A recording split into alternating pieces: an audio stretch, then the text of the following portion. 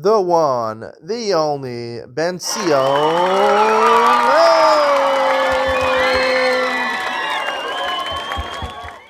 Welcome to Yeshiva YouTube. Iyun Benzion. Today's daf is Benzion Gittin, daf Nun Ches, number 58. Halfway through today's daf, we concluded the Agadah about the Chorban.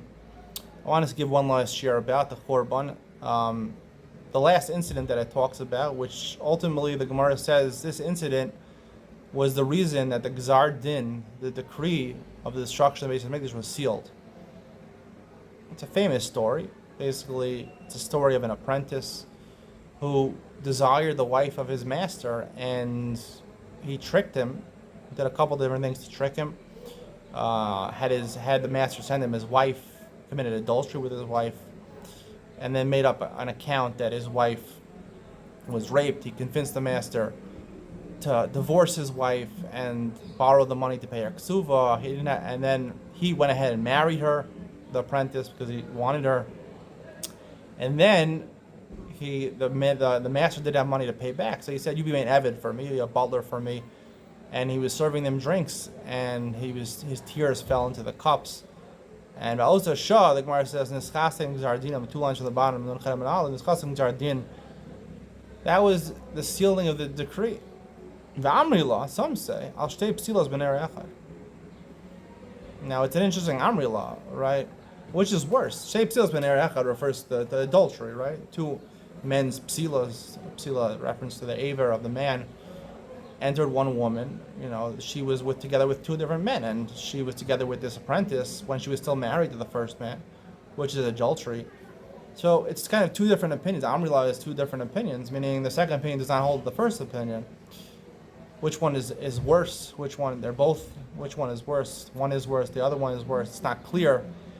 But usually, you usually go with Basra, with the last thing in the Gemara. And here, I'd like to say that really, the Gemara pushes away the first reason. The first reason is not as bad. The second reason, they're both seemingly bad. The second reason is the main reason. Adultery is also in the Torah. It's forbidden. She was another man's wife. He slept with her 3 days. He had a 3-day affair with her. Then he divorced her, and technically, if he did commit adultery, she would be asr them according to Din Torah, because asr labal, we learn asr labal, asr labal. Nonetheless, they obviously were not keeping the laws of the Torah. These were Jews; they weren't keeping the laws of the Torah. But adultery is one of the arayos. You can get chenek for that. It's a pretty severe sin. What he did, the first explanation of the Gemara, sounds like it was the whole story. He deceived his master. He wanted his master's wife, and he arranged circumstances made up some stories, got his master to divorce his wife, and rightfully, technically, not according to Jewish law, but according to non-Jewish law, was able to legally marry this woman. Obviously, this woman did not like her husband so much as she was willing to cheat on this man. But they say all's fair in love and war. And I think that's the maskana of the Gemara over here, that adultery is bad. Adultery is an avera, and that's nischatem gzardinam. That was the sealing of the decree that the Beis Hamikdash should be destroyed. But the first avera, the deceiving, how deceitful it was, how treacherous it was, what this apprentice did to his master.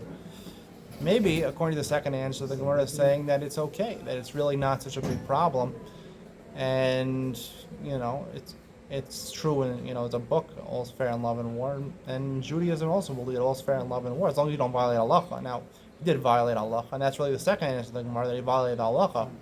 But when it comes to, luring women, even if someone, let's say in the Jewish world, has a boyfriend and girlfriend, to take girlfriend from somebody is okay, even if the other man is unhappy, but you have the means, you're more of an alpha male than the other guy.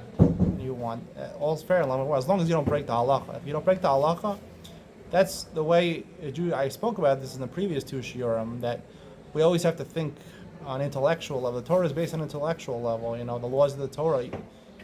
Even though you have emotions, we shouldn't disregard our emotions. But when your intellect, tells you, the Torah speaks to your intellect. The Torah tells you to do something.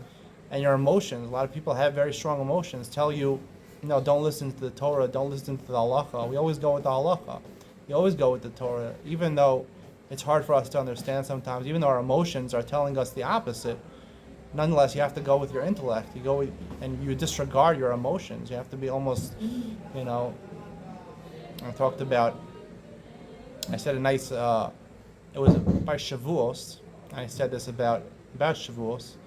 Um, I have this on my channel. This is a separate video. You can check it out about Shavuos. A nice idea on Shavuos, where if you look in the Torah, the first letter in the Torah is what is Beis, Bereshis. The last letter is Lamed, Leinei Yisrael.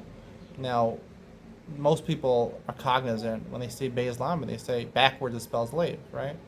Baal doesn't. What's Baal? But Lev, right? Lev backwards. So people say the whole Torah is about the Lev. It's a nice drasha, right? The problem is, shouldn't it be start with a Lamed, end with the Beis? And I said if you want to do the opposite of the Torah, right, backwards of the Torah, you go with your Lev, you go with your heart. But if you want to do what the Torah says, then you act like the Baal.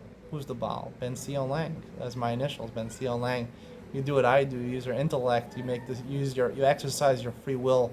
You make decisions, hard decisions sometimes, but you disregard your emotions. You go with your intellect, and that's the salvation of the Torah. The salvation of the Torah only comes through that way, and therefore, even though emotionally it was terrible, what people would react, how terrible this thing was, but the Torah doesn't care about it. The Torah cares. You keep halacha, all's fair in love and war, and that's really the truth. Hope you enjoyed today's share. See you on the next one.